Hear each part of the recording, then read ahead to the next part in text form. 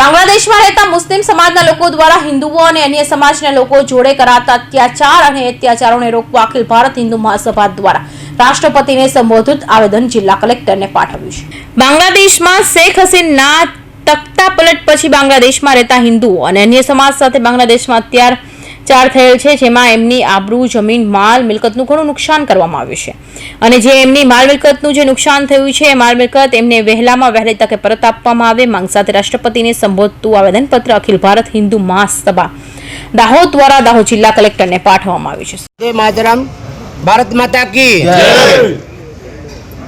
अभी फिलहाल जो बांग्लादेश में लघुमती कौम यानी हिंदुओं भाइयों बहनों पर जो अत्याचार हो रहा है, उस संदर्भ में हमारे दाहोद के वशिष्ठ नागरिक संत मंडल समुदाय उसके साथ में हम कलेक्टर श्री को आवेदन देने आए हैं।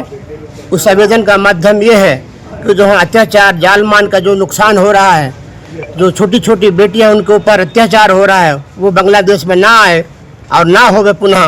और केंद्र सरकार से गुजारिश है कि सीधा एक मक्कम बन करके हमारे मोदी जी उसके ऊपर एक्शन लें, ताकि हमारे हिंदू समुदाय के लोग जो हैं एक तरह का बिल्कुल चिंतित है और इतना अवश्य हो चुके हैं, तो उनको शांति प्रदान पुनः मिले। जय श्री राम, वंदे मातरम। तो थोड़ी करा है यार, बोलो जी महाराज जी। बोलो भारत माता की जय।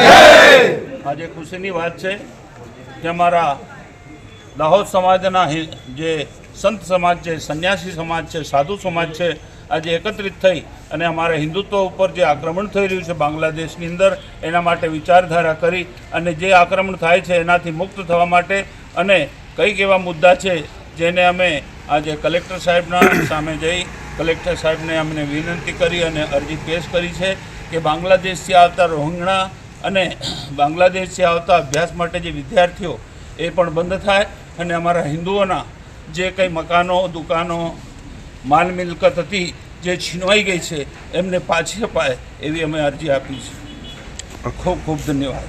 सुरेश कापड़िया, दाहोद।